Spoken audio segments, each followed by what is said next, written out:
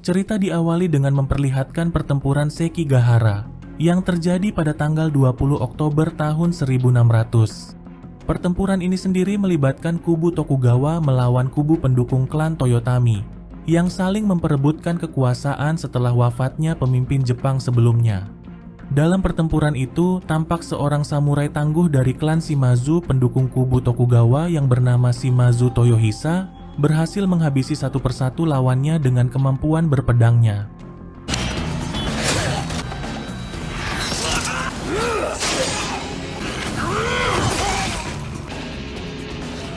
Akan tetapi, kubu Tokugawa sangat dikejutkan dengan bala bantuan musuh yang berdatangan semakin banyak. Atas hal itu, Toyohisa kemudian meminta pamannya yang juga sebagai jenderal pasukan mereka untuk segera mundur dari medan pertempuran. Sementara dirinya bersama pasukan yang tersisa yang akan menghadang pihak lawan yang dipimpin oleh Naomasa tersebut. Ketika prajurit lawan sudah mendekat, Toyohisa kemudian memerintahkan pasukannya bersiap dengan senjata mereka. Satu persatu prajurit lawan pun berhasil dijatuhkan oleh Toyohisa bersama pasukannya.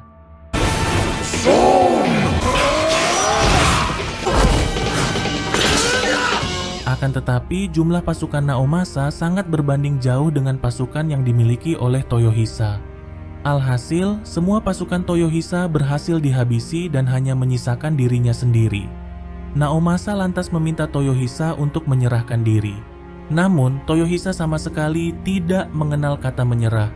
Walau hanya seorang diri, dia tak ragu menerjang pasukan musuh sekalipun itu membuat dirinya terluka sangat parah. Saat dirinya sudah terpojok, Toyohisa lalu mengeluarkan sebuah pistol dan langsung menembak Naomasa. Melihat komandan mereka yang sudah terluka parah, para prajurit Naomasa kemudian memutuskan untuk mundur membawa pulang pimpinan mereka.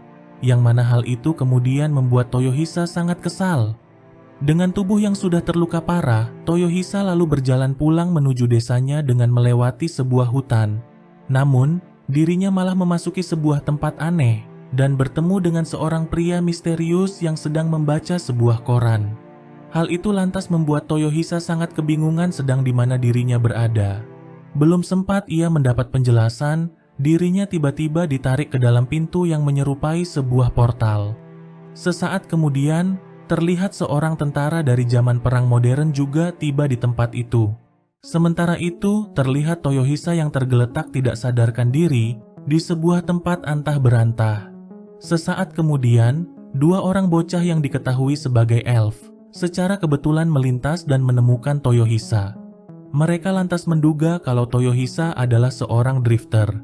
Melihat Toyohisa yang terluka parah, kedua bocah elf itu lalu membawanya ke sebuah kastil terbengkalai yang terletak di dalam hutan. Setibanya di sana, kedua bocah elf itu langsung dihentikan oleh seorang pemanah yang bernama Yoichi, yang juga seorang drifter sama seperti Toyohisa. Yoichi kemudian meminta kedua bocah elf itu untuk pergi dan meninggalkan Toyohisa bersamanya. Setelah mendapat perawatan seadanya, Toyohisa tiba-tiba terbangun, lalu hendak menyerang seorang pria paruh baya yang ada di tempat itu, yang mana ia juga seorang drifter sama seperti Toyohisa dan juga Yoichi. Pria itu adalah Nobunaga Oda, sang kepala klan Oda. Tentu saja, Toyohisa tak percaya begitu saja dan menganggapnya sebagai orang gila yang mengaku-ngaku sebagai Nobunaga. Karena sepengetahuannya, Nobunaga sendiri sudah tewas pada 18 tahun yang lalu. Pertengkaran mereka pun langsung dihentikan oleh Yoichi yang membawa seekor bebek untuk makan malam mereka. Toyohisa pun dibuat semakin kaget lagi di saat mengetahui kalau Yoichi berasal dari masa perang Genpei, tepatnya pada 400 tahun yang lalu. Ketika giliran Toyohisa yang memperkenalkan dirinya, mereka berdua malah tertawa dan mengejek Toyohisa sebagai orang udik yang berasal dari klan kecil di kota pinggiran. Hal itu lantas membuat Toyohisa semakin emosi dan juga sangat jengkel. Nobunaga kemudian menjelaskan kalau ia juga mengalami hal yang sama seperti Toyohisa. Ketika ia berusaha kabur dari kuil Honuji di saat tempat itu diserang, Nobunaga malah mendapati dirinya berada di dalam sebuah lorong aneh dengan banyak pintu yang dijaga oleh seorang pria misterius berkacamata. Sama seperti Toyohisa, Nobunaga juga ditarik masuk ke dalam salah satu pintu tersebut. Yoichi juga mengaku mengalami kejadian yang sama di mana ia bertemu dengan pria misterius tersebut. Nobunaga lalu menanyakan bagaimana keadaan anaknya Nobutada setelah kabar kematiannya. Toyohisa memberitahukan kalau Nobutada sudah tewas saat istana Nojo diserang. Nobutada dikabarkan bertarung sampai mati setelah mendengar kabar bahwa ayahnya sudah tewas. Nobunaga pun sangat menyayangkan tindakan putranya itu yang menurutnya sangat bodoh.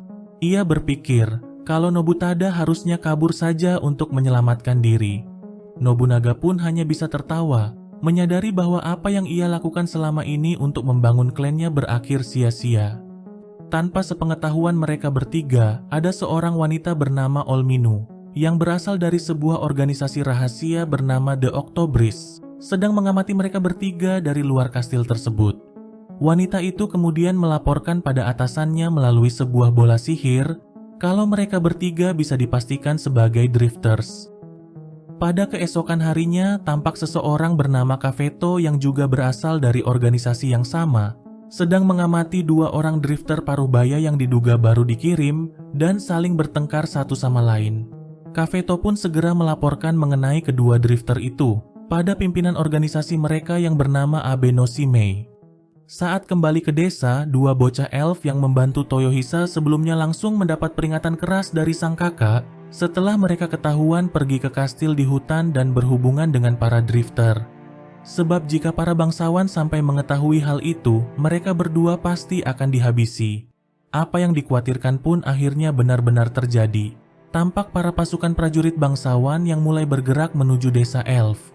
Beberapa saat kemudian, Toyohisa tiba-tiba terbangun karena mencium bau asap yang berasal dari desa. Nobunaga pun menduga jika para elf saat ini sedang diserang. Di saat mengetahui kalau itu adalah desa dari bocah elf yang telah menyelamatkan dirinya, tanpa pikir panjang, Toyohisa kemudian segera pergi menuju ke sana. Di tengah perjalanan, ia bertemu dengan kedua bocah elf itu yang penuh dengan luka dan sedang dikejar oleh beberapa prajurit. Melihat itu, Toyohisa pun langsung menghabisi para prajurit itu dengan sangat brutal.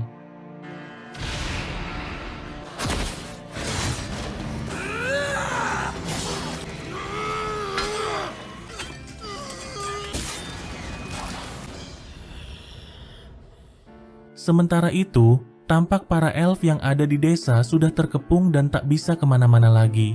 Sang komandan pasukan bangsawan itu yang bernama Aram ternyata sudah mengetahui kalau ada elf yang pergi ke hutan dan membantu seorang drifter.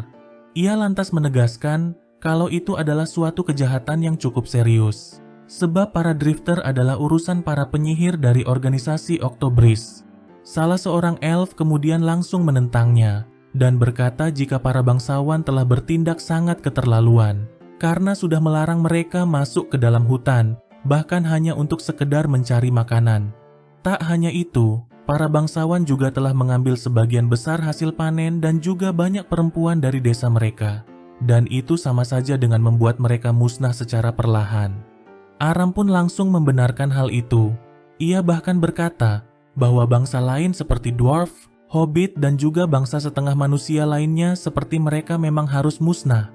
Tanpa belas kasihan, ia kemudian mulai menghabisi satu persatu elf di hadapan mereka sebagai peringatan. Pada waktu yang bersamaan, seorang prajurit datang memberitahukan bahwa ladang gandum di seluruh desa itu sudah dilahap api. Dan yang menjadi dalang di balik pembakaran itu tak lain adalah Nobunaga. Nobunaga berpikir kalau para elf masih bisa bertahan walaupun kehilangan ladang gandum mereka. Berbeda dengan para bangsawan yang hanya bisa bergantung pada apa yang dihasilkan oleh para elf. Dari dalam kobaran api itu, Toyohisa tiba-tiba muncul dan langsung menerjang para prajurit bangsawan tersebut. Satu persatu kepala para prajurit itu ia tebas menggunakan pedangnya. Setelah itu, Toyohisa kemudian meminta Aram untuk menyerah dengan memberikan kepalanya secara baik-baik. Akan tetapi, Aram malah meremehkan Toyohisa dan berbalik menantangnya untuk bertarung. Tanpa berlama-lama, Toyohisa kemudian langsung melempar pedangnya pada Aram. Tidak berhenti sampai di situ, Toyohisa lalu menerjangnya dan juga mencekiknya. Ketika Aram sudah berhasil dijatuhkan, Toyohisa kemudian mulai menghajar Aram menggunakan sarung pedangnya. Aksi sadis dan juga mengerikan itu seketika membuat semua para elf terdiam dan juga sangat ketakutan.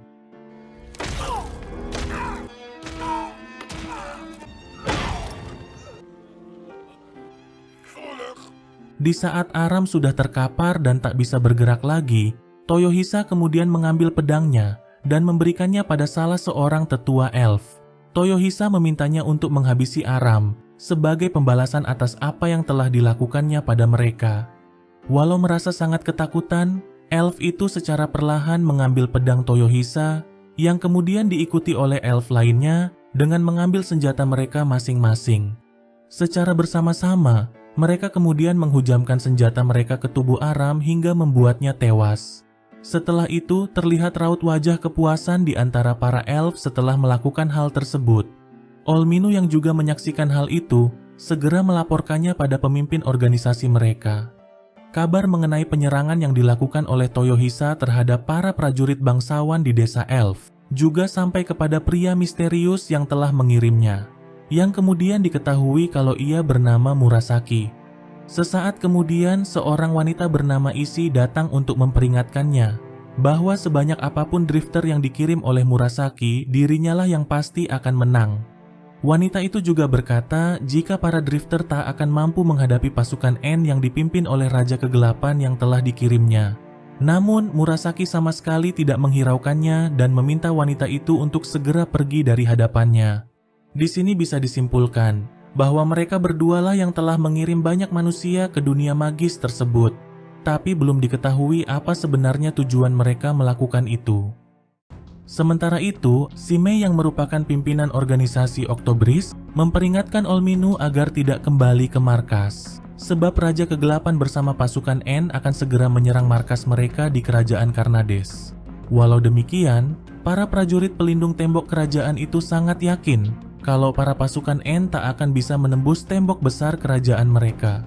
Dengan angkuhnya mereka berkata bahwa tembok kerajaan ini telah melindungi mereka selama 100 tahun. Mendengar itu, Shimei lantas berpikir kalau mereka hanyalah para prajurit bodoh yang tidak mengetahui apapun. Terlihat pula, dua orang drifter parubaya yang bertengkar sebelumnya juga sudah berada di tempat itu. Mereka adalah Hannibal Barca dan juga Scipio. Hannibal Barca sendiri adalah panglima perang asal Kartago yang pernah menaklukkan Italia. Sementara Scipio adalah seorang jenderal perang Romawi yang dianggap sebagai pembuat strategi militer terbaik sepanjang masa. Dengan kata lain, keduanya adalah musuh bebuyutan. Shimei kemudian meminta pasukan Karnades untuk membiarkan kedua drifter itu memimpin mereka. Ia sangat yakin kalau kepemimpinan kedua drifter tua itu bisa membuat mereka memenangkan pertempuran melawan Raja Kegelapan. Namun, ide itu langsung ditolak dan juga ditertawai oleh para prajurit Karnades. Mereka bahkan mulai mengolok-olok Hannibal Barca dan menganggapnya sebagai orang tua lemah yang bahkan tak bisa menahan kencingnya sendiri. Melihat sang rival yang direndahkan begitu saja, lantas membuat Scipio sangat kesal dan langsung memperingatkan mereka, karena mereka tak tahu sehebat apa Barca sebenarnya. Bahkan, sejuta prajurit bermulut besar seperti mereka pun tak akan bisa mengalahkannya. Ketegangan itu pun langsung dihentikan oleh Shimei. Ia sudah memutuskan untuk mundur dan kabur saja bersama para drifter. Karena menurutnya mereka tak akan mungkin bisa menghadapi Raja Kegelapan bersama pasukannya dengan kekuatan yang mereka miliki saat ini. Sesaat kemudian, Raja Kegelapan bersama pasukannya akhirnya telah tiba. Tanpa basa-basi, mereka pun langsung menyerang kerajaan Karnades melalui darat dan juga udara.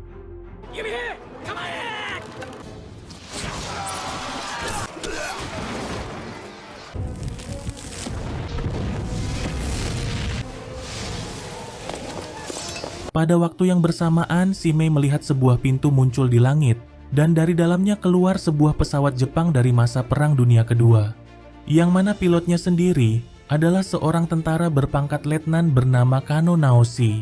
Hal itu lantas membuat Shimei sangat penasaran Kano ada di pihak mana, apakah drifter atau N. Sedangkan Kano sendiri sangat kebingungan sedang di mana dirinya saat ini, apalagi di saat melihat ada banyak naga yang berterbangan di sekitarnya.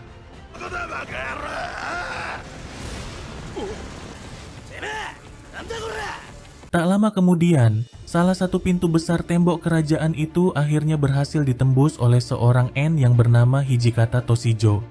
Ia kemudian menghabisi satu persatu prajurit Karnades yang ada di hadapannya.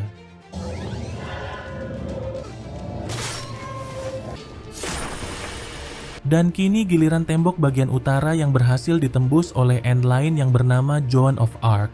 Dengan kekuatan sihir elemen apinya, ia membakar semua prajurit yang menjaga tembok tersebut.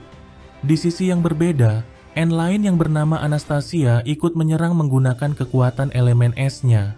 Serangan itu lantas membuat semua orang yang ada di dalam tembok itu kocar-kacir berusaha menyelamatkan diri. Akan tetapi, seluruh kota itu sudah terbakar dan mereka tak bisa pergi kemana-mana lagi.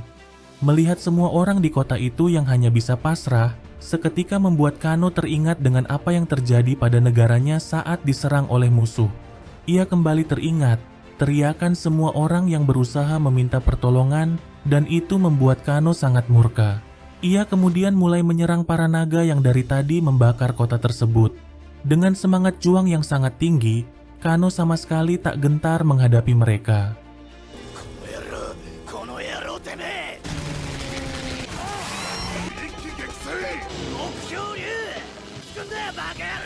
Sementara di lain sisi, Simei membawa Barca dan Scipio menemui drifter lain yang bernama Cassidy dan Sundance Kid, yang sejak awal penyerangan sudah menunggu mereka untuk pergi bersama meninggalkan tempat itu.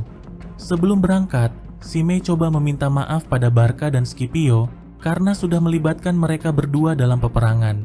Padahal mereka baru saja tiba, dan kini mereka harus pergi karena kerajaan Carnades sudah dipastikan akan tumbang.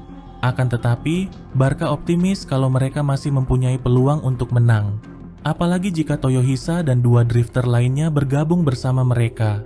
Tanpa berlama-lama lagi, mereka kemudian segera pergi dari tempat itu, menerobos semua prajurit kegelapan yang menghadang laju kereta kuda mereka. Tak butuh waktu lama, mereka akhirnya berhasil keluar melalui gerbang barat tembok kerajaan tersebut. Tapi sialnya, seekor naga tiba-tiba muncul dan hendak membakar mereka semua. Untungnya, Kano dengan cepat langsung menghabisi naga tersebut.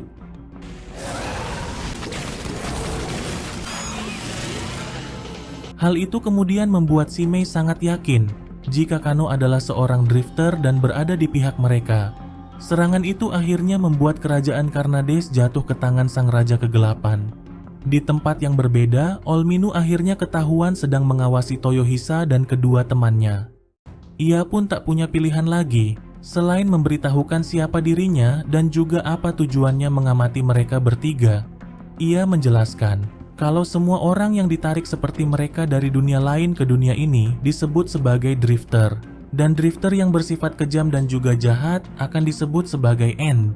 Sementara tujuan organisasi Octobris mengamati para drifter adalah untuk mengawasi dan menyatukan para drifter untuk melawan para End. Dan menurut pengamatannya, mereka bertiga bukan di pihak para End. Karena mereka yang ditarik sebagai End adalah manusia kejam yang tidak bertingkah konyol seperti mereka bertiga. Selain itu, para End juga mempunyai kebencian yang mendalam dan ingin memusnahkan semua manusia yang ada di dunia ini. Mereka juga telah berhasil menundukkan para monster untuk melawan para manusia.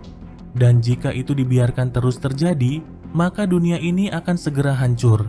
Karena itulah mereka sangat membutuhkan bantuan para drifter. Ketika ditanya apa yang dilakukan oleh organisasi mereka untuk melawannya, Olminu berdalih kalau mereka hanyalah sekelompok penyihir yang mempunyai misi untuk mengumpulkan para drifter. Selain itu, mereka juga telah meminta bantuan kepada para raja dan juga bangsawan. Mendengar itu, Nobunaga kemudian menegaskan kalau para raja dan juga bangsawan tidak akan mau memberikan komando militernya kepada orang asing seperti para drifter, sekalipun mereka sudah terpojok. Karena seperti itulah cara kerja feodalisme. Mereka akan lebih memilih mati daripada memberikan kuasa militernya pada orang lain. Oleh sebab itulah hanya ada satu cara untuk melawan para End, yaitu dengan mengambil alih kerajaan dan pasukannya terlebih dahulu. Atas hal itu, Nobunaga kemudian menyatakan Toyohisa sebagai pemimpin mereka untuk menjalankan rencana tersebut. Keputusannya didasari setelah ia melihat aksi Toyohisa saat di desa Elf sebelumnya. Namun, hal itu malah membuat Toyohisa sangat kesal karena ia sendiri tak ingin menjadi pemimpin mereka. Hal itu lantas membuat pertengkaran yang sangat konyol di antara mereka. Sementara bagi Olminu, apa yang dikatakan oleh Nobunaga tadi sangat menarik perhatiannya. Di tempat yang berbeda, tampak salah satu Ent bernama Rasputin melaporkan pada Raja Kegelapan mengenai jumlah korban yang jatuh di pihak mereka. Raja Kegelapan lalu memerintahkan Rasputin untuk menyebarkan kabar mengenai tumbangnya kerajaan Karnades ke seluruh penjuru negeri, dan juga mengejar serta membunuh para drifter yang tersisa, dan jangan membiarkan mereka sampai bergabung. Dengan begitu, tujuan mereka untuk melenyapkan seluruh umat manusia tak ada yang bisa menghalangi. Sedangkan itu, terlihat Kano yang mendarat darurat di sebuah hutan. Dari dalam kegelapan hutan, tampak banyak mata misterius yang sedang mengamatinya. Tapi itu sama sekali tak membuat Kano gentar sedikit pun. Di tempat yang berbeda, semua para elf di desa mulai panik setelah mereka membunuh seorang ksatria bangsawan.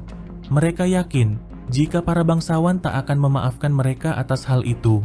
Apalagi kali ini mereka tak bisa membayar pajak setelah ladang gandum mereka habis terbakar. Mereka pun menduga kalau saat ini pasukan penghukum sedang menuju desa mereka. Salah satu dari mereka kemudian menyarankan untuk melakukan pemberontakan. Namun beberapa elf lainnya langsung menolak ide berbahaya tersebut. Di tengah ketegangan itu, Toyohisa bersama yang lainnya datang ke tempat itu. Dengan semangat yang berapi-api, Toyohisa kemudian memberikan motivasi kepada para elf untuk memperjuangkan hak dan juga tanah mereka. Dan ini adalah saatnya bagi mereka untuk bangkit dari penindasan yang selama ini dilakukan oleh para bangsawan terhadap para elf. Toyohisa kemudian mengatakan kalau menjadi seorang pemimpin harusnya adalah tugas Nobunaga sebagai yang tertua di antara mereka. Tapi Nobunaga berdalih kalau ia lebih suka mengendalikan dari balik layar. Mendengar itu, Toyohisa kemudian menegaskan kalau ia bukanlah anak Nobunaga yang bisa seenak hati dikendalikannya. Dan lagi-lagi, hal itu membuat pertengkaran receh di antara mereka. Salah satu elf bernama Sara kemudian langsung menghentikan mereka. Karena selagi mereka ribut, pasukan bangsawan mungkin sudah semakin dekat. Sara lalu berterima kasih pada Toyohisa karena sudah menyelamatkan kedua adiknya. Ia kemudian meminta bantuan mereka bertiga untuk melawan para pasukan bangsawan yang akan segera datang. Sebab mereka sendiri tak pernah memegang senjata untuk bertempur. Karena mereka masih anak-anak di saat kerajaan Orte menginvasi negeri mereka pada 40 tahun yang lalu. Nobunaga pun seketika merasa ada yang ganjil dari perkataannya. Dan setelah ditanya mengenai umur mereka, para elf ternyata mempunyai umur yang sangat panjang. Bahkan, kedua bocah elf yang diselamatkan oleh Toyohisa sudah berusia 40 tahun. Olminu pun segera menjelaskan kalau para elf memang hidup lebih lama dari manusia. Karena itulah mereka akan menua dengan sangat lambat. Dahulu kala, daerah ini adalah negerinya para elf sebelum ditaklukkan oleh kerajaan Orte. Kerajaan Orte juga menginvasi bangsa dwarf dan juga hobbit, kemudian menindas mereka dan menjadikannya sebagai budak seperti yang dilakukan kepada para elf. Dan hingga saat ini, mereka masih terus memperluas wilayah dan juga kekuasaannya. Mendengar itu, Nobunaga yakin kalau semua elf di desa ini akan dibantai sebagai peringatan bagi yang lain. Pada keesokan harinya, 200 prajurit yang dikirim untuk menghabisi para elf akhirnya sampai di desa. Tapi anehnya, mereka tak bisa menemukan satu orang pun di desa itu.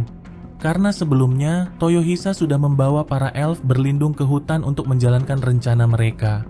Para prajurit itu juga mendapati kalau semua sumur di desa sudah dipenuhi dengan tokainya para elf.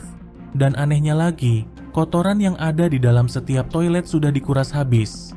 Hal itu lantas membuat mereka sangat kebingungan dengan apa yang sebenarnya terjadi. Sementara itu, Toyohisa bersama kelompoknya telah mengumpulkan armor dan juga pedang milik para prajurit yang mereka habisi sebelumnya. Sedangkan jasad para prajurit itu mereka kumpulkan di sebuah lubang di hutan yang kemudian dicampur dengan kotoran yang mereka ambil dari desa untuk menguraikannya menjadi kalium nitrat yang nantinya bisa dipakai sebagai komposisi bahan peledak. Sebagai seorang pemanah yang sangat handal, Yoichi kemudian mulai melatih para elf bagaimana cara menggunakan panah. Sebelum malam tiba, mereka lalu mempersiapkan segalanya untuk menyerang desa yang kini dikuasai oleh para prajurit bangsawan. Setelah itu, mereka berencana bergerak menyerang kastil bangsawan untuk menyelamatkan para elf wanita yang diambil paksa dari desa mereka. Dengan semangat yang berapi-api, Toyohisa kemudian memotivasi semua para elf untuk merebut kembali apa yang harusnya menjadi milik mereka. Pada saat malam tiba, Toyohisa mulai bergerak menyerang para prajurit Orte yang ada di desa. Di waktu yang bersamaan, Nobunaga memimpin para elf yang membawa banyak balok kayu menuju desa, yang kemudian mereka gunakan untuk menutup jalan keluar dari desa tersebut. Setelah itu, mereka lalu membakar seluruh desa itu menggunakan panah berapi. Hal itu membuat para prajurit Orte terpojok dan tak bisa kemana-mana lagi, sebab para elf sudah menutup semua jalan keluar dari sana. Tak berhenti sampai di situ, para elf kemudian menyerang mereka menggunakan panah yang sudah dilumuri dengan tokai, yang mana itu akan membuat mereka terinfeksi, walau hanya terkena goresan sedikit saja.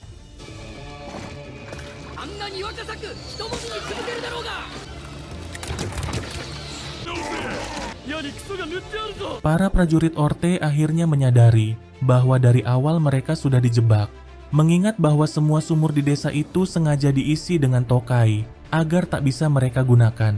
Hal itu lantas membuat mereka semakin panik dan mulai tercerai-berai.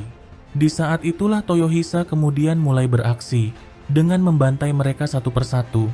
Akan tetapi ada beberapa prajurit yang berhasil kabur ke dalam hutan. Tapi naasnya, mereka malah terkena jebakan mematikan yang sudah dipasang oleh Nobunaga di hutan. Pada keesokan harinya, para bangsawan di Kastil Orte mulai cemas, karena prajurit yang mereka kirim ke desa elf tak kunjung kembali hingga saat ini. Apalagi, mereka mengirim hampir semua prajurit yang mereka miliki. Mereka pun menduga, kalau apa yang terjadi di desa elf bukanlah kerusuhan biasa. Tak lama kemudian, salah seorang prajurit memberitahukan bahwa pasukan yang mereka kirim ke desa elf sudah kembali. Gerbang kastil itu pun langsung dibuka untuk menyambut kedatangan mereka. Dan ternyata, mereka adalah kelompok Nobunaga bersama dengan para elf, yang sedang menyamar menggunakan armor milik prajurit Orte yang sudah mereka habisi.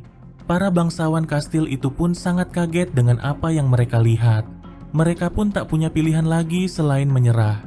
Toyohisa kemudian pergi menuju tempat di mana para wanita elf ditahan. Satu persatu prajurit yang tersisa di kastil itu juga dihabisinya, hingga akhirnya ia sampai di sebuah ruangan. Dan betapa murkanya ia di saat melihat semua wanita elf di tempat itu diperkaos seperti budak. Toyohisa yang sudah diselimuti rasa amarah kemudian bersumpah bahwa dia akan membantai mereka semua dengan tangannya sendiri.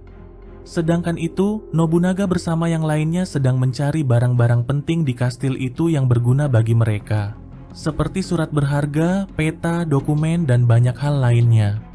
Di dalam sebuah ruangan, Nobunaga menemukan sebuah potret lukisan bapak berkumis kotak yang sangat aneh, yang kemudian diketahui kalau ia adalah bapak pendiri Kekaisaran Orte.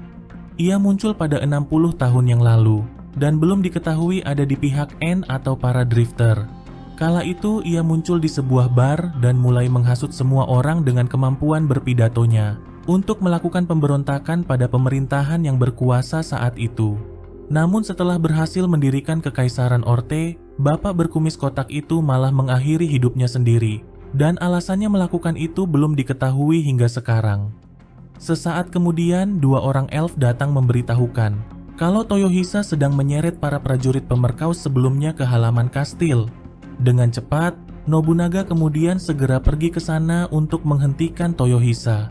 Ia tahu kalau Toyohisa pasti berniat untuk menghabisi mereka.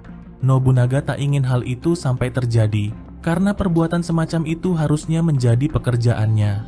Sementara itu, tampak para prajurit pemerkaos yang terus memohon pengampunan pada Toyohisa. Namun, Toyohisa tak peduli dan sudah bersiap untuk menghabisi mereka.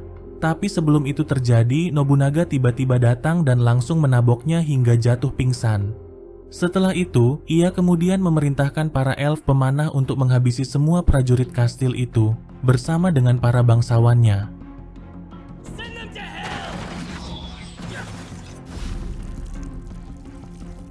Ketika terbangun, Toyohisa melihat para prajurit tadi sudah menjadi mayat. Nobunaga lalu berkata, kalau Toyohisa masih terlalu cepat mengemban tugas untuk menghabisi mereka. Karena itulah ia menggantikan Toyohisa, sebab tangannya sudah kotor sejak dahulu. Namun, hal itu malah membuat Toyohisa sangat kesal dengan semua ocehannya. Setelah itu, mereka kemudian melakukan hal yang sama seperti sebelumnya pada tubuh prajurit itu, yaitu mencampurnya dengan tokai untuk menguraikannya menjadi bahan peledak. Tak lama kemudian, kabar mengenai drifter yang berhasil mengambil alih salah satu kastil bangsawan mulai menyebar ke desa-desa sekitar. Para elf wanita yang diculik juga sudah dikembalikan ke desa mereka masing-masing, seraya membawa sebuah surat dari Nobunaga untuk semua para elf di desa, yang berisikan ajakan untuk berjuang melawan penindasan yang selama ini dilakukan pada mereka. Dengan kata-kata yang menyentuh hati dan juga manipulatif, Nobunaga berhasil membuat para elf termotivasi untuk melakukan pemberontakan terhadap Kekaisaran Orte. Satu persatu desa elf kemudian mulai memisahkan diri dari pendudukan Kekaisaran Orte. Berita pemberontakan yang dilakukan oleh para elf juga sampai kepada Murasaki. Sementara itu, tampak para petinggi Kekaisaran Orte yang mulai panik dengan apa yang sedang mereka hadapi. Di satu sisi, mereka masih terus berperang untuk memperluas wilayah kekuasaan. Sementara di lain sisi, para elf mulai melakukan pemberontakan terhadap mereka. Salah seorang bangsawan yang bernama Saint Germi kemudian memberitahukan mengenai armada kapal mereka yang telah diserang oleh Serikat Dagang Gubinen. Hal itu terjadi akibat tindakan mereka yang memulai perang dengan negara tetangga. Jika semua masalah itu terus berlanjut, bisa dipastikan kalau Kekaisaran Orte akan segera jatuh. Beberapa waktu kemudian, para elf dari berbagai desa mulai bergabung dengan kelompok Toyohisa. Toyohisa kemudian mulai melatih mereka cara menggunakan pedang. Namun, tampaknya pedang bukanlah senjata yang cocok bagi para elf. Para elf juga tak ada yang bisa membuat replika dari senjata api yang diminta oleh Nobunaga. Sarah mengatakan kalau kemungkinan hanya bangsa dwarflah yang bisa membuatnya, mengingat kalau mereka adalah ahli pandai besi yang sangat terampil.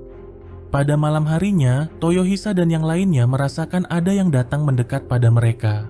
Namun, itu bukanlah para pasukan bangsawan, melainkan pasukan para En yang ditugaskan oleh Raja Kegelapan untuk memburu para drifter.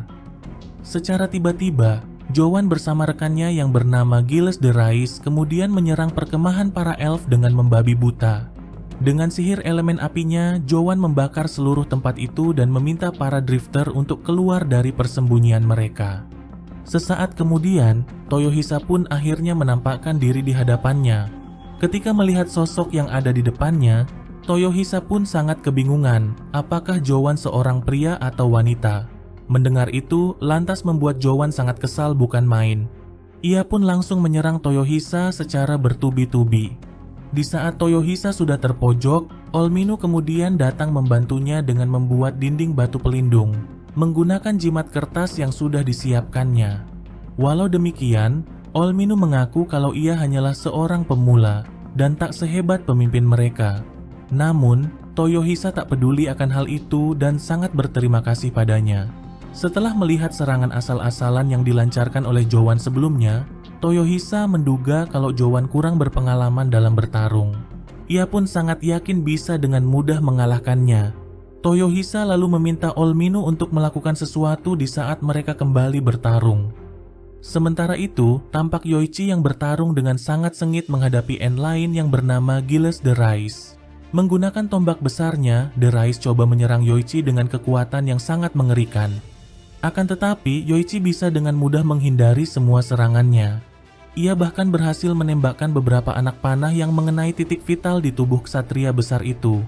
Tapi anehnya, de Rais masih bisa berdiri dan tidak merasakan kesakitan sedikit pun. Di tempat yang berbeda, Nobunaga memimpin para elf pemanah untuk menghancurkan pasukan kavaleri yang akan melintas melalui hutan. Dan ketika mereka sudah mendekat, para elf kemudian langsung menembakkan anak panah mereka kepada para prajurit berkuda tersebut. Serangan kejutan itu seketika berhasil menumbangkan semua para prajurit berkuda tersebut.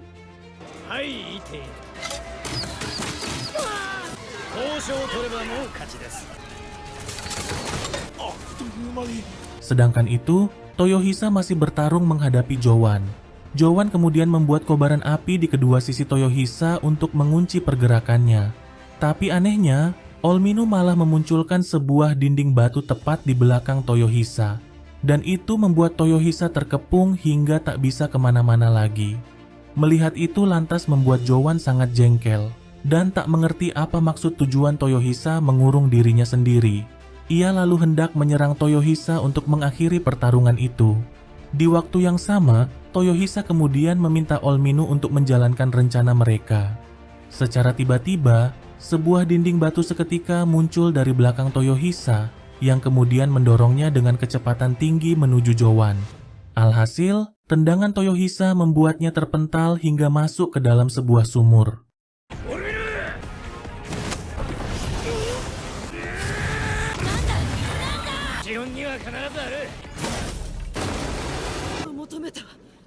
Di waktu yang bersamaan, Jowan akhirnya mengingat apa yang terjadi padanya sebelum dikirim ke dunia ini, yang mana ia sedang dibakar di sebuah tiang pancang setelah dituduh sebagai seorang penyihir, dan juga kontroversi mengenai dirinya yang selalu berpakaian seperti seorang pria dan ikut dalam peperangan. Padahal, ia sendiri adalah seorang wanita. Saat ia sudah berada di ambang kematian, Isi tiba-tiba muncul di hadapannya. Setelah tersadar, Jowan melihat Toyohisa yang masih berada di hadapannya. Toyohisa pun akhirnya menyadari kalau Jowan ternyata adalah seorang wanita. Ia pun mengurungkan niat untuk memenggal kepalanya, karena baginya menghabisi seorang wanita sama sekali tak ada hebatnya. Ia lantas meminta Jowan untuk pergi dan bersikap seperti wanita pada umumnya. Mendengar kata-kata itu kembali membuat Jowan sangat murka dan berkata bahwa Toyohisa tidak mengetahui apapun mengenai hidupnya. Tapi Toyohisa tetap tak peduli dan kemudian membenturkan kepalanya pada wanita itu untuk membuatnya terdiam. Di sisi lain, pertarungan sengit masih terus berlangsung di antara Yoichi dan juga The Rise. Bahkan, sudah tak terhitung berapa banyak anak panah yang menancap di tubuh The Rise, namun tetap saja tak bisa menumbangkannya. Yoichi yang mulai kelelahan pun akhirnya mulai lengah, dan kondisi itu membuat The Rise berhasil menjeratnya. Bantuan dari para elf pemanah juga sama sekali tak bisa membantu Yoichi. Untungnya, Abe bersama para drifter lainnya tiba di tempat itu di saat yang tepat. Kid dan Cassidy kemudian mengeluarkan senjata Gatling gun andalan mereka dan langsung menembakkannya pada The Rise. Serangan kali ini benar-benar membuat The Rise tak bisa berkutik sedikit pun. Tubuhnya bahkan sampai hancur akibat serangan brutal senjata tersebut. Tapi hebatnya, ia masih bisa bertahan hidup.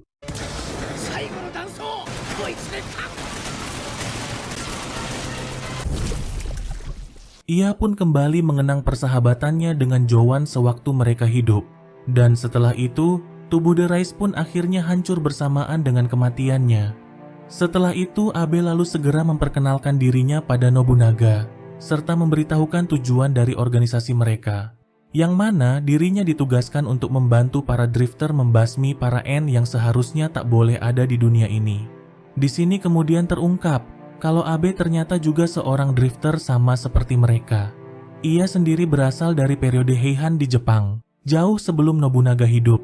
Dirinya dianggap sebagai tokoh legendaris Jepang yang ahli dalam bidang ilmu pengetahuan dan juga supranatural. Sebagai orang terpelajar, Nobunaga pun sama sekali tidak asing dengan namanya. Berbeda dengan Toyohisa yang sama sekali tidak mengenal siapa Abe no Shimei. Saat ditanya mengenai N yang dilawannya, Toyohisa dengan santainya mengatakan kalau ia meninggalkannya di sumur begitu saja. Hal itu lantas membuat mereka semua sangat panik, dan saat diperiksa, Jowan ternyata sudah tak ada lagi di sana, yang kemudian membuat Abe sangat marah karena Toyohisa tidak langsung membunuhnya. Toyohisa sama sekali tidak peduli dengan apa yang dikatakannya. Ia masih berpegang teguh pada peraturannya yang tidak akan membunuh seorang wanita. Toyohisa juga menegaskan kalau ia adalah manusia yang mempunyai prinsipnya sendiri, bukan seperti bidak yang bisa diatur oleh orang misterius yang telah mengirim mereka ke dunia ini. Melihat sikap yang ditunjukkan oleh Toyohisa, Abe pun mulai paham kenapa orang sepertinya dipilih untuk dikirim ke dunia ini. Sementara itu, tampak Barka yang mulai pikun dan terus bergumam tidak karuan. Kondisinya sendiri semakin memburuk saat mereka dalam perjalanan. Namun, ia kadang waras jika Scipio ada di dekatnya. Tapi sialnya, saat dalam perjalanan kemari, mereka diserang oleh pasukan Raja Kegelapan. Pada penyerangan itu, Scipio terjatuh dari kereta kuda dan akhirnya terpisah dengan mereka. Mereka pun terpaksa meninggalkannya karena situasi yang tidak memungkinkan untuk mencarinya. Abe pun hanya bisa berharap Raja Kegelapan tidak menemukannya. Jauh di tempat yang berbeda, tampak Scipio yang masih tersesat di dalam hutan dan berusaha mencari jalan keluar. Alih-alih berhasil, dirinya malah menemukan pesawat tempur milik Naoshi. Ia pun semakin dikejutkan lagi ketika para prajurit serigala tiba-tiba bermunculan mengepung dirinya. Tidak hanya itu, Naoshi yang secara mengejutkan telah menjadi pemimpin para serigala itu juga mendatanginya. Para serigala itu menganggap kalau Naoshi adalah dewa yang berasal dari langit. Naoshi pun terus mengoceh hal tidak jelas yang sama sekali tidak dipahami oleh Scipio. Scipio yang tidak tahu harus mengatakan apa, kemudian hanya mengucapkan kota Roma sebagai tempat asalnya. Dan secara mengejutkan, Naoshi langsung bersikap ramah padanya. Karena pada Perang Dunia Kedua, Jepang beraliansi dengan Jerman dan juga Italia. Namun, sikap ramah itu sirna seketika di saat Naoshi mengingat kembali jika Italia telah mengkhianati aliansi mereka. Berpindah pada Nobunaga yang sangat mengagumi senjata Gatling gun yang digunakan oleh Kid dan Cassidy. Ia yakin kalau senjata itu bisa mengubah segalanya dalam pertempuran. Tapi sayangnya, Abe telah menunjukkan senjata itu kepada banyak pandai besi dan tak ada satupun dari mereka yang tahu cara untuk membuatnya. Karena Gatling gun adalah senjata yang berasal jauh dari masa depan. Mereka juga tidak mengetahui dari mana mendapatkan mesiu yang digunakan sebagai bahan pelurunya. Nobunaga pun langsung mengatakan kalau soal mesiu tidak akan menjadi masalah, karena saat ini mereka sedang dalam proses pembuatannya. Beberapa saat kemudian, batu belerang yang dipesan oleh Nobunaga kepada Olminu akhirnya telah sampai, dan kini mereka hanya membutuhkan para dwarf untuk membuat senapan. Abe kemudian menanyakan apa rencana Nobunaga selanjutnya, serta tujuannya melakukan semua ini. Tanpa ragu, Nobunaga mengatakan kalau mereka akan membebaskan para dwarf dan juga bangsa-bangsa lain yang dijajah oleh Kekaisaran Orte. Setelah itu, mereka akan bersatu untuk mengambil alih Kekaisaran Orte, kemudian menghapus Kekaisaran Orte dari dunia ini dan mendirikan federasi multirasial, yang mana setiap ras akan berhak mendirikan pemerintahannya sendiri. Kendati demikian, mereka akan tetap memegang kekuasaan militer dan menunjuk Toyohisa sebagai panglima tertinggi. Dengan cara itulah mereka baru bisa menandingi kekuatan para En yang dipimpin oleh Raja Kegelapan. Akan tetapi, Abe khawatir jika hal itu akan menimbulkan perebutan kekuasaan. Namun, menurut Nobunaga setidaknya itu lebih baik daripada hancur di tangan para En. Ketika ditanya kenapa Toyohisa yang ditunjuk sebagai pemimpin, Nobunaga mengaku kalau dia tak mempunyai apapun yang dibutuhkan untuk menjadi pemimpin. Selama masih hidup, dirinya dipenuhi rasa takut akan dikhianati. Ia bahkan sampai mencurigai anaknya sendiri sebagai seorang pengkhianat. Karena itulah orang tua payah seperti dirinya tidak akan layak menjadi pemimpin. Berbeda dengan Toyohisa yang sama sekali tidak takut akan apapun. Pada malam harinya, Toyohisa mengumumkan bahwa ia akan pergi untuk membebaskan para dwarf. Hal itu lantas sangat mengejutkan dan juga mendapat pertentangan dari para elf. Karena dwarf dan juga elf telah menjadi musuh bebuyutan sejak lama. Saat Orte menghancurkan negerinya para elf, para dwarf bahkan tak berniat untuk menolong mereka. Namun, Toyohisa sama sekali tidak peduli dengan masalah yang mereka miliki. Ia akan tetap pergi dengan siapa saja yang mau ikut bersamanya. Bahkan, Nobunaga sekalipun tak bisa menghentikannya. Melihat itu, Sarah bersama para elf dari desanya kemudian memutuskan untuk ikut bersama Toyohisa. Mengingat kalau Toyohisa adalah orang yang sudah menyelamatkan mereka. Menurutnya, ini adalah saatnya bagi mereka untuk membuang ego masing-masing dan menyatukan kekuatan. Mendengar itu, semua para elf pun akhirnya memutuskan untuk ikut bersama Toyohisa. Begitu juga dengan Nobunaga yang tak punya pilihan lagi selain ikut bersama Toyohisa. Sementara Abe bersama Kid dan juga Cassidy memutuskan untuk pergi mencari Scipio. Sebelum berangkat, Cassidy menitipkan senjata mereka pada Nobunaga sampai mereka bertemu kembali. Berpindah menuju Gadolka, sebuah kota kecil yang menjadi tempat pembuatan senjata bagi Kekaisaran Orte. Di sana juga menjadi tempatnya para dwarf dijadikan budak untuk bekerja menempa senjata. Di malam yang tenang itu, para prajurit penjaga gerbang kota tiba-tiba dikagetkan dengan ledakan bom yang sudah disiapkan oleh Nobunaga. Saking paniknya, para prajurit itu kemudian mencoba kabur untuk menyelamatkan diri. tapi langsung dihentikan oleh Toyohisa bersama dengan para elf pemanah. Sementara itu, Yoichi bersama dengan para elf pemanah menyerang menara penjaga menggunakan panah yang sudah dilengkapi dengan bahan peledak.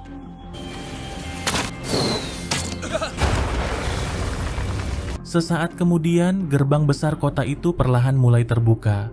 Dari dalamnya, lalu keluar para prajurit dengan baju jirah yang menutupi seluruh tubuh mereka.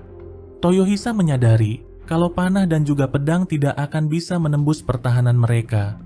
Ia lantas memerintahkan Olminu untuk melakukan tugasnya, yaitu dengan membuat tembok batu mengelilingi para prajurit berjirah tersebut. Selanjutnya, Toyohisa memerintahkan para elf melempar peledak ke dalam tembok tersebut, yang membuat para prajurit berjirah itu tewas seketika.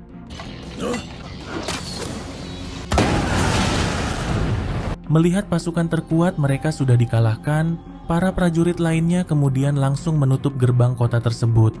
Nobunaga pun dibuat sangat kebingungan dengan situasi tersebut. Secara tak sengaja, ia melihat Barka melakukan suatu gerakan dengan tangannya, yang seketika membuat Nobunaga paham apa yang harus dilakukannya. Padahal, Barka hanya membuat gerakan asal-asalan. Ia kemudian menggunakan bola sihir untuk menghubungi Olminu dan memerintahkannya untuk melakukan apa yang dikatakannya. Dengan bantuan Yoichi, jimat-jimat tembok batu milik Olminu kemudian ditempelkan secara bertingkat ke tembok kota itu, yang kemudian menciptakan tembok batu menyerupai tangga yang bisa mereka gunakan. Semua orang pun sangat terkesan dengan ide Nobunaga tersebut. Akan tetapi, Nobunaga malah lebih mengagumi kemampuan bola sihir yang digunakannya, karena benda itu bisa menyampaikan pesan tanpa keterlambatan sedikit pun. Dan itu adalah hal yang sangat penting di dalam sebuah pertempuran, karena bisa dengan mudah menggerakkan pasukan yang terpisah jauh untuk saling bekerja sama. Berkat tembok batu itu, Toyohisa bersama dengan para elf akhirnya berhasil masuk ke dalam kota. Mereka lalu pergi menuju tempat di mana para dwarf ditahan. Sesampainya di sana, para elf pun sampai tak bisa berkata-kata lagi. Di saat melihat para dwarf yang disekap di sebuah gudang dengan kondisi yang sangat memprihatinkan. Bahkan, para elf yang dijadikan sebagai budak petani, belum ada apa-apanya dengan penderitaan para dwarf yang dijadikan sebagai budak pekerja. Beberapa saat kemudian, Nobunaga yang memantau dari luar kota sangat penasaran apa yang terjadi di dalam kota. Dan betapa kagetnya ia ketika mendapat kabar kalau Toyohisa sedang makan bersama dengan para dwarf yang sedang kelaparan.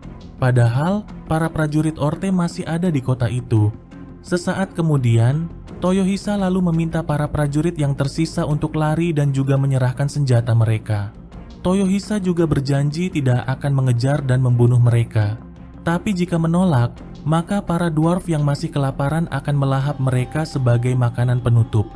Karena sudah kena mental, para prajurit itu pun akhirnya memutuskan untuk menyerahkan diri. Toyohisa kemudian memerintahkan komandan mereka untuk maju dan melakukan ritual merobek perutnya sendiri. Sebagai pemimpin dari para prajurit itu, Toyohisa menuntutnya untuk mati secara terhormat karena sudah kalah dalam perang. Tentu saja, sang komandan menolaknya karena itu tak sesuai dengan janji Toyohisa sebelumnya. Melihat tingkahnya bak seorang pengecut, Toyohisa kemudian langsung memisahkan kepala dengan badannya, yang seketika membuat semua prajurit lain ketakutan dan segera kabur dari tempat itu. You must die poorly! Toyohisa pun membiarkan mereka dan meminta Yoichi untuk tidak mengejarnya. Di tempat yang berbeda, tampak dua orang anggota Oktobris sedang mengamati pasukan Raja Kegelapan di tembok utara. Mereka pun cukup dikejutkan di saat melihat ada naga perunggu di tempat itu. Naga perunggu sendiri merupakan salah satu dari 6 naga agung. Tapi yang lebih mengejutkannya lagi, tampak para monster-monster itu yang mulai bertani. Mereka pun akhirnya menyadari jika Raja Kegelapan tidak berniat untuk menghancurkan dunia ini, melainkan ingin menjadikan para monster menggantikan kedudukan manusia.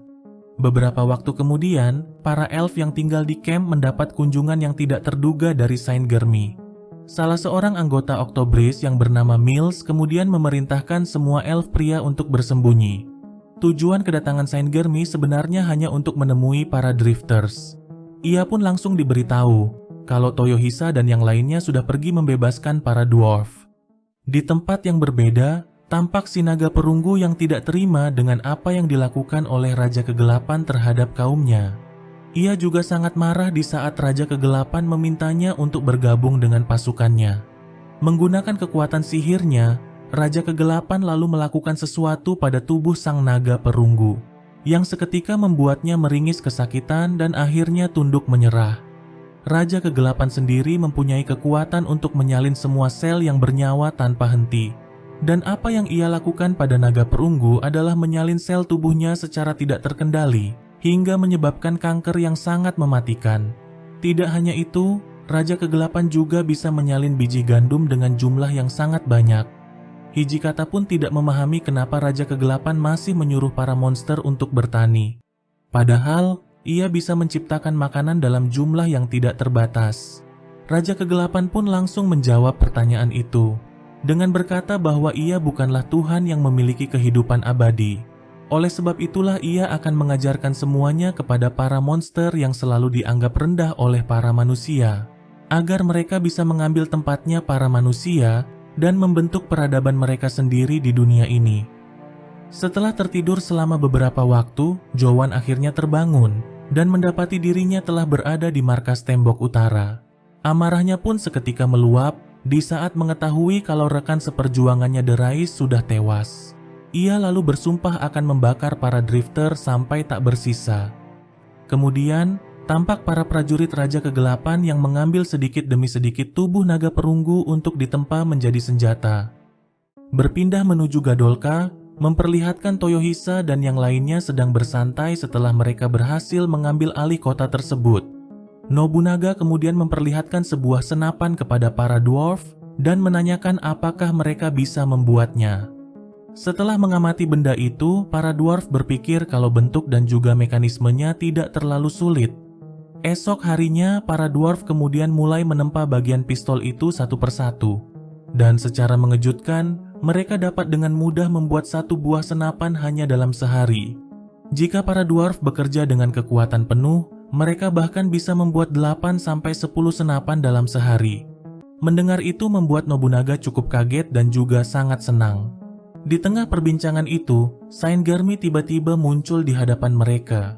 Olminu kemudian langsung memperkenalkannya pada Nobunaga sebagai pemilik sepertiga Kekaisaran Orte. Saint-Germy mengaku tak sanggup menunggu mereka hingga kembali ke camp. Karena itulah ia memutuskan untuk datang menyusul mereka. Ketika ditanya dirinya ada di pihak mana, Saint-Germy lantas mengaku kalau dirinya adalah seorang drifter. Jika benar seorang drifter, Olminu lalu bertanya, kenapa Saint-Germy membantu bapak berkumis kotak membangun Kekaisaran Orte. Saint-Germy lantas menjelaskan, jika bapak berkumis kotak yang bernama asli Adolf Hitler itu adalah seorang drifter yang terhormat, karena telah membentuk birokrasi pemerintahan yang sangat efisien. Dengan menghilangkan berbagai nepotisme dan membuat hierarki yang tegas, ia juga berhasil menyatukan seluruh masyarakat dan membentuk pemerintahan yang terpusat. Tanpa basa-basi lagi, Saint-Germy lalu memberitahukan tujuan kedatangannya yang ingin bersekutu dengan mereka. Dengan kata lain, ia akan ikut serta menggulingkan Kekaisaran Orte. Namun, ia ingin memastikan dulu apakah Toyohisa sebagai pemimpin mereka layak diajak bekerja sama. Di lain sisi, tampak dua manusia laknat anak buah Saint-Germy mendatangi Toyohisa yang sedang berlatih dengan para dwarf. Salah satu dari mereka kemudian langsung menyerang Toyohisa untuk menguji kekuatannya. Tapi Toyohisa dapat dengan mudah menghindari serangannya. Maho itu lalu berkata, seandainya Toyohisa berusia 60 tahun, maka Toyohisa akan menjadi tipe incarannya. Setelah mengatakan itu, matanya tiba-tiba teralih pada Barka yang berpose bak seorang model tampan. Hal itu lantas membuatnya lemas dan sama sekali tak bisa bergerak. Melihat itu, rekan Mahonya lalu hendak menyerang Toyohisa. Namun, ketika melihat sosok Yoichi yang persis seperti tipe incarannya, ia pun seketika dibuat bertekuk lutut. Kedua manusia laknat itu lalu kembali pada Saint-Germy dengan wajah yang sudah babak belur. Di saat melihat Saint-Germy, Toyohisa lagi-lagi tak bisa membedakan apakah dia seorang pria atau wanita. Toyohisa lalu bertanya apa tujuan kedatangannya. Tanpa keraguan, Saint-Germy mengatakan bahwa dirinya adalah seorang pengkhianat, orang yang akan menjual Kekaisaran Orte pada mereka. Yang artinya, Dirinya akan memandu mereka melakukan kudeta untuk mengambil alih kekuasaan Orte. Ia lantas menyarankan agar mereka menyerang Orte dalam sekali serangan selagi masih punya kekuatan. Beberapa waktu kemudian, rombongan kereta kuda Saint Germi akhirnya sampai di kota Verlina yang menjadi ibu kota Kekaisaran Orte. Awalnya mereka dihadang dan tidak diperbolehkan masuk oleh para prajurit penjaga. Setelah anak buah Saint Germi menyebut nama tuannya, barulah para prajurit itu mengizinkan mereka masuk ke dalam kota, tanpa mengetahui kalau kereta kuda itu berisikan drifter, elf, dan juga para dwarf. Lalu tampak seluruh kota itu yang sangat kumuh layaknya kota mati. Walau memiliki banyak bangunan besar, namun semua orang di kota itu terlihat seperti tidak terurus dan dipenuhi oleh orang yang sudah lanjut usia. Beberapa saat kemudian, Saint Germi mengumpulkan para petinggi Kekaisaran Orte untuk memberitahukan bahwa ia bersama para drifter akan segera menghentikan pemerintahan saat ini. Dan sebagai gantinya, mereka akan membuat pemerintahan baru bersama para drifter, dengan Toyohisa sebagai pemimpin tertinggi mereka. Hal itu pun langsung ditentang oleh para petinggi lainnya. Salah satu dari mereka bahkan sampai memanggil prajurit untuk segera menangkap Saint Germi. Namun, tak ada satupun prajurit yang datang untuk menangkapnya, sebab Toyohisa bersama yang lainnya sudah menghabisi semua prajurit di kastil itu. Saint Germi lalu menanyakan siapa dari mereka yang ikut mendukung rencananya. 2 orang dari mereka kemudian langsung menyetujui rencana tersebut. Akan tetapi, mereka menolak jika seorang drifter ditunjuk sebagai kepala negara, karena semua kekuasaan di negara baru harus diserahkan pada Raja Kegelapan. Dan ternyata, kedua orang itu telah dikendalikan oleh Rasputin menggunakan kekuatannya. Pada waktu yang bersamaan, Toyohisa bersama yang lainnya juga tiba di tempat itu. Rasputin lalu memberitahukan jika pasukan mereka sudah masuk ke dalam kota dan juga kastil ini. Tapi Toyohisa sama sekali tak peduli dan langsung membantai beberapa prajurit kegelapan yang memasuki tempat itu. Tidak berhenti sampai di situ, Toyohisa juga menghajar habis-habisan petinggi Orte yang sedang dikendalikan oleh Rasputin, yang kemudian membuat Rasputin merasa sedikit takut dan tidak memahami apa yang dipikirkan oleh Toyohisa. Rasputin juga dibuat sangat dongkol oleh Nobunaga, yang berkata bahwa mereka sama sekali tidak takut terhadap para En. Ia lalu memutuskan untuk segera pergi dari tempat itu. Sekembalinya ke markas, Raja Kegelapan lalu memerintahkan Rasputin dan juga Hijikata untuk menghancurkan Verlina jika mereka tak bisa merebut kota tersebut. Sementara itu, Nobunaga dan yang lainnya sedang menghitung jumlah pasukan yang mereka miliki. Saat ini mereka memiliki 200 elf dan juga dwarf. Saint Germi lalu menambahkan bahwa 500 pasukan khusus miliknya baru saja tiba di kota. Ketika melihat pasukan yang dimaksud, Nobunaga dibuat sangat kebingungan kenapa mereka bertelanjang dada dan juga saling bergandengan tangan. Ternyata, mereka adalah Laskar Suci Thebes, yaitu prajurit elit terpilih kota Thebes, yang beranggotakan para pasangan homo yang berasal dari abad ke-4 Masehi.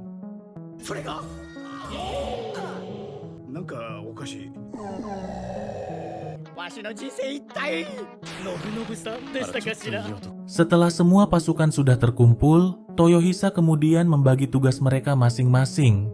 Ia menugaskan para pasukan homo menjadi pasukan penembak di garda terdepan, dan mereka akan dikomandoi oleh Nobunaga. Sementara Toyohisa akan memimpin para dwarf yang menjadi pasukan infanteri, dan Yoichi akan memimpin para elf yang menjadi pasukan penyelinap dan juga pemanah. Beberapa saat kemudian, para prajurit kegelapan yang menjadi lawan mereka akhirnya telah sampai di kota. Toyohisa dan yang lainnya kemudian langsung mengatur posisi pasukan mereka masing-masing. Nobunaga kemudian memerintahkan para prajurit homo tersebut untuk bersiap-siap dengan senapan mereka. Ketika musuh sudah mulai mendekat, Nobunaga lalu memerintahkan mereka untuk melepaskan tembakan. Dalam sekejap, satu persatu para prajurit musuh pun langsung berjatuhan.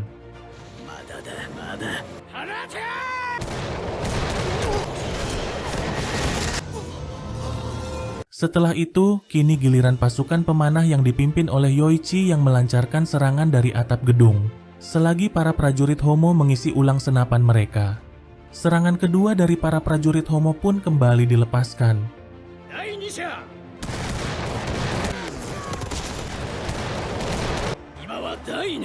Di saat barisan pertahanan musuh sudah mulai kacau, Toyohisa kemudian maju menyerang sebagai pasukan infanteri bersama dengan para dwarf.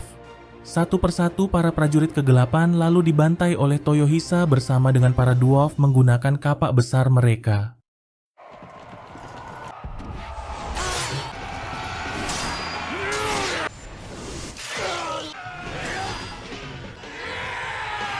Melihat pasukannya dihabisi satu persatu, Hijikata sebagai komandan mereka lalu memerintahkan para pasukannya untuk segera mundur dan mulai menyebar menjadi beberapa bagian. Lalu memerintahkan mereka untuk berpencar menuju gedung ibu kota yang menjadi markasnya para drifter. Sementara ia sendiri yang akan menghadapi Toyohisa bersama pasukannya. Melihat mundurnya pasukan musuh, Nobunaga pun merasa ada yang janggal dengan pergerakan mereka. Ia menduga jika musuh yang mereka hadapi paham mengenai senjata api dan juga strategi yang ia jalankan. Sementara itu, Toyohisa segera memerintahkan para dwarf untuk segera mundur, karena ia sendiri yang akan menghadapi Hijikata. Hijikata sendiri terlihat seperti memiliki dendam kesumat dengan Toyohisa yang berasal dari klan Shimazu. Toyohisa lantas menduga jika keturunannya telah melakukan sesuatu yang buruk pada Hijikata. Mendengar itu seketika membuat Hijikata sangat marah. Ia pun langsung menyerang Toyohisa menggunakan samurai bayangannya.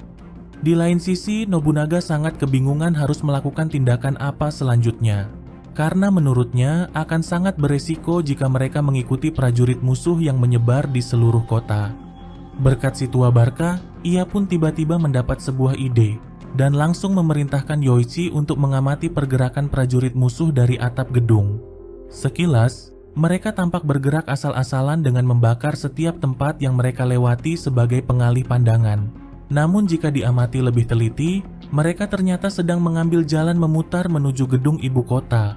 Mengetahui itu, Nobunaga kemudian memerintahkan Olminu dan semua orang yang ada di sana untuk segera pergi meninggalkan tempat itu.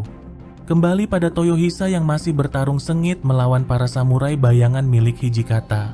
Walau kalah jumlah, Toyohisa sama sekali tidak merasakan tekanan sedikit pun, dan bahkan berhasil menghancurkan mereka satu persatu. Setelah itu, ia kemudian menyerang Hijikata dengan segala macam cara, yang kemudian membuat Hijikata naik pitam karena merasa sudah diremehkan.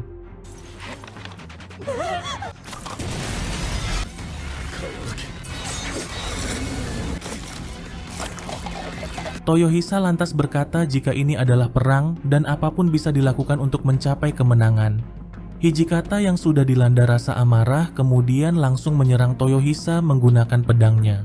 Serangan itu bahkan sampai membuat pedang Toyohisa patah saat diadu dengan pedang milik Hijikata.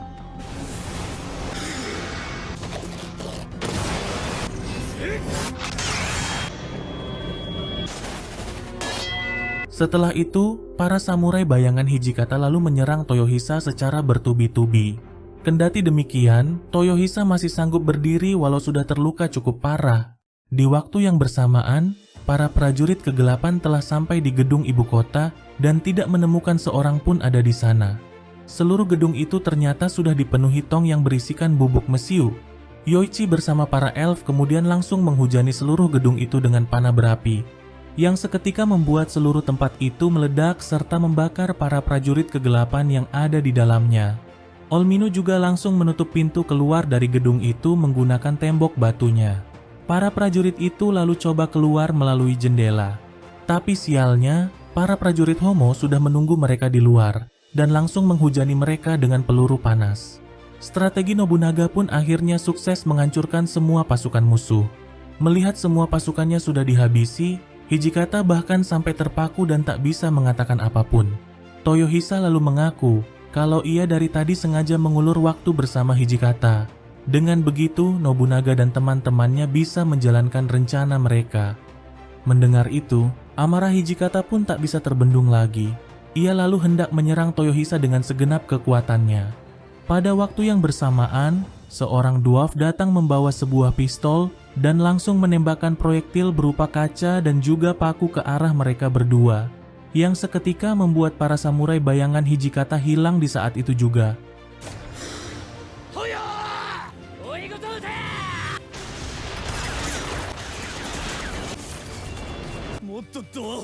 Di saat Hijikata masih terpaku dengan apa yang baru saja terjadi, Toyohisa tiba-tiba datang menerjang dirinya. Tidak mau menyerah, Hijikata kemudian membalas serangannya, dan mereka pun saling bergelut satu sama lain hanya dengan tangan kosong. Pergelutan itu pun harus segera berakhir, di saat Raja Kegelapan tiba-tiba memerintahkan Hijikata untuk segera mundur. Mau tak mau, Hijikata kemudian segera pergi meninggalkan tempat itu. Sementara itu, Toyohisa akhirnya tumbang setelah mendapat luka yang cukup serius. Di tempat yang berbeda, tampak Raja Kegelapan yang kedatangan seorang En baru di pihaknya. Ia adalah seorang samurai yang bernama Akechi Mitsuhide, salah satu panglima militer Nobunaga yang telah mengkhianatinya. Akibat dari pertempuran itu, sebanyak 30% kota Verlina habis dilahap api. Sementara Toyohisa yang terluka parah harus mendapat perawatan dan juga banyak jahitan di seluruh tubuhnya. Di sisi lain, dua anggota Oktobris yang sedang mengawasi para En memutuskan untuk menyelinap ke tembok utara menggunakan pakaian prajurit kegelapan yang sudah mereka habisi. Di sana, mereka melihat para monster yang saling berdagang dan melakukan transaksi layaknya manusia. Mereka bahkan telah memiliki mata uang mereka sendiri. Hal itu lantas membuat mereka berdua sangat penasaran apa yang terjadi pada para penduduk Karnades yang dulu ada di sini. Dan ternyata, mereka telah dijadikan sebagai budak dan bahkan menjadi santapan bagi para monster. Pemandangan itu lantas membuat mereka berdua panik sekaligus sangat kebingungan, melihat bagaimana para monster di tempat itu yang telah membangun peradaban dengan sangat cepat. Padahal, para orc dan goblin dulunya tidak bisa bercocok tanam. Tapi sekarang mereka sudah punya mata uang, tulisan, pertanian, dan bahkan budak yang dipaksa untuk bekerja. Mereka pun sama sekali tidak memahami apa yang sebenarnya telah terjadi di tempat itu. Di saat memikirkan semua itu, seorang En yang bernama Yoshitsune tiba-tiba memergoki mereka berdua. Ia pun langsung menghabisi salah satu dari mereka.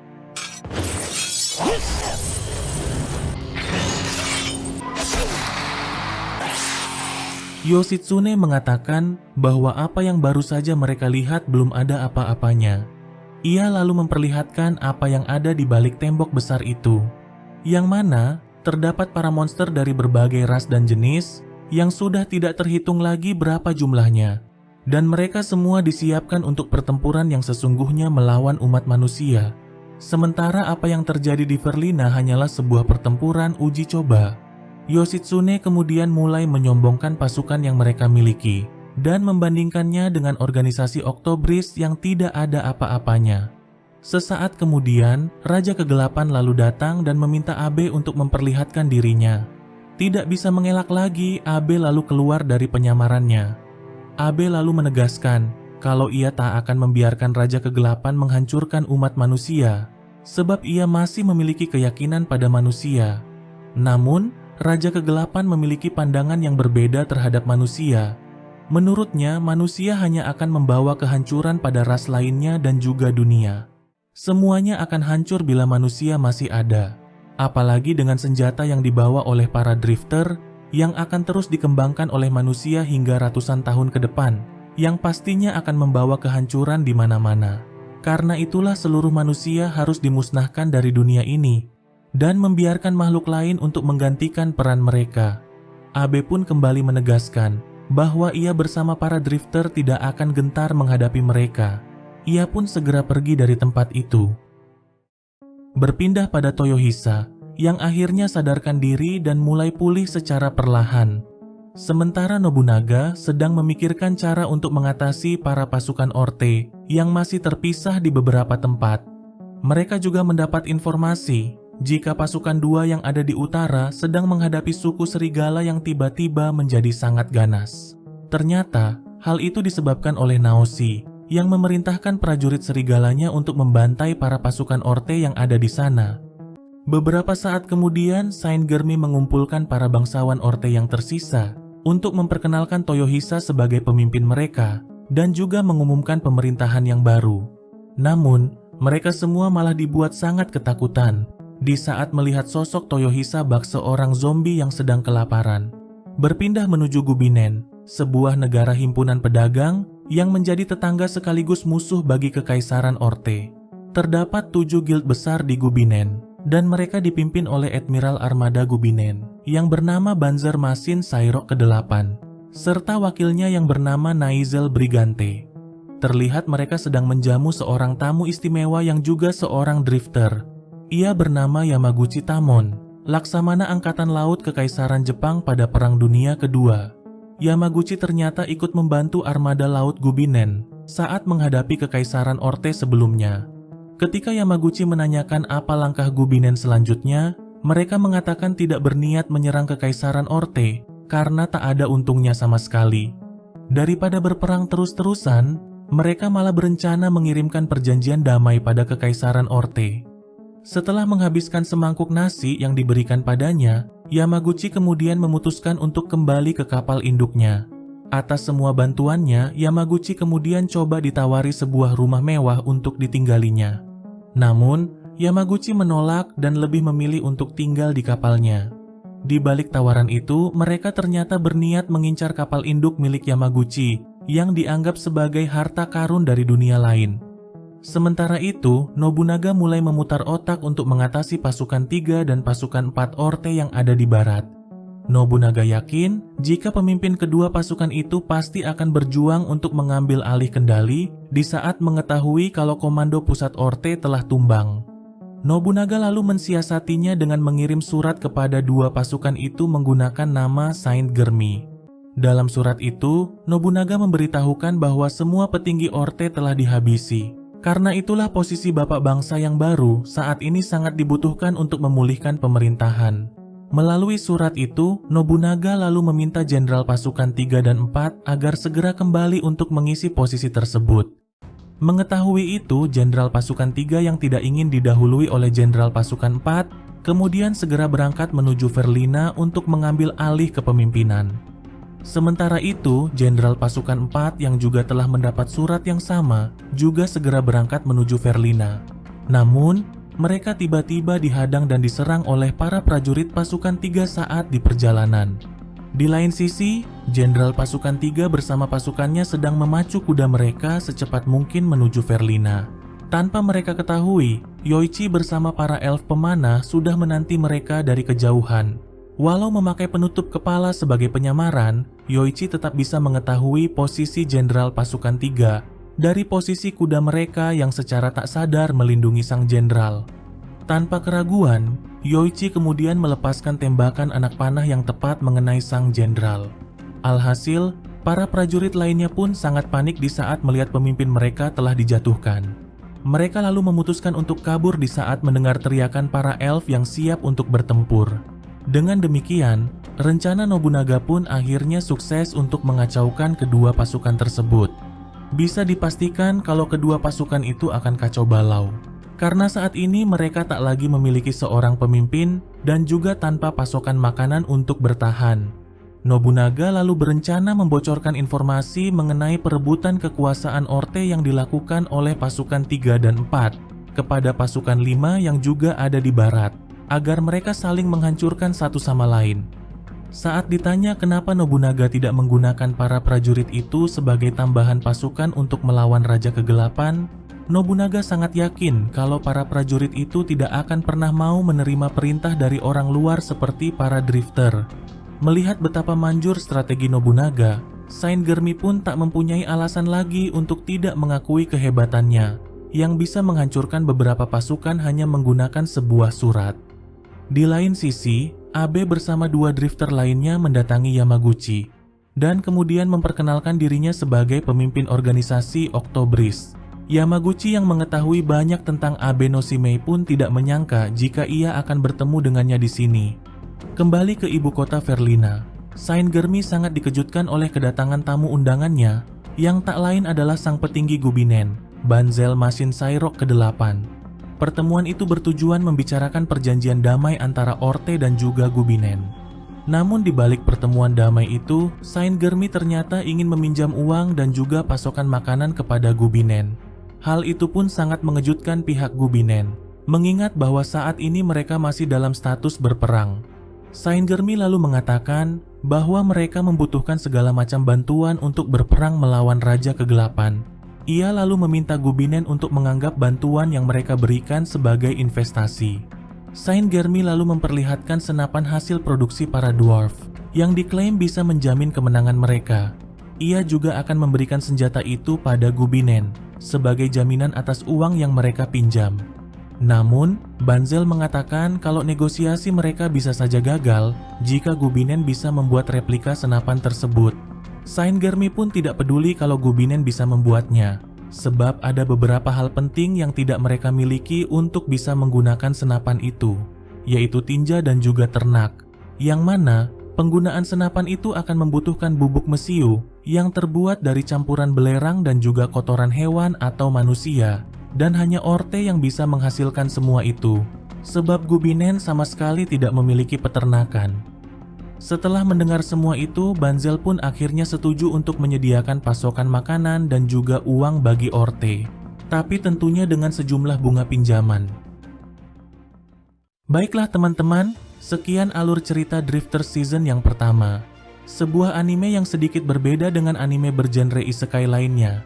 Karena di saat menonton anime ini, kita sekaligus belajar banyak tokoh-tokoh sejarah yang mungkin belum kita ketahui. Seperti para prajurit Homo Thebes yang berasal dari abad keempat sebelum Masehi. Mimin sendiri bahkan baru mengetahuinya saat menonton anime ini. Anime ini pastinya akan menambah sedikit banyaknya wawasan kalian. Dan menurut Mimin cukup worth it untuk ditonton. Baiklah teman-teman, sampai di sini video kita kali ini. Jika kalian suka dengan cerita yang Mimin bawakan, jangan lupa klik tombol subscribe dan juga lonceng notifikasinya. Baiklah, saya pamit dan sampai jumpa di video selanjutnya.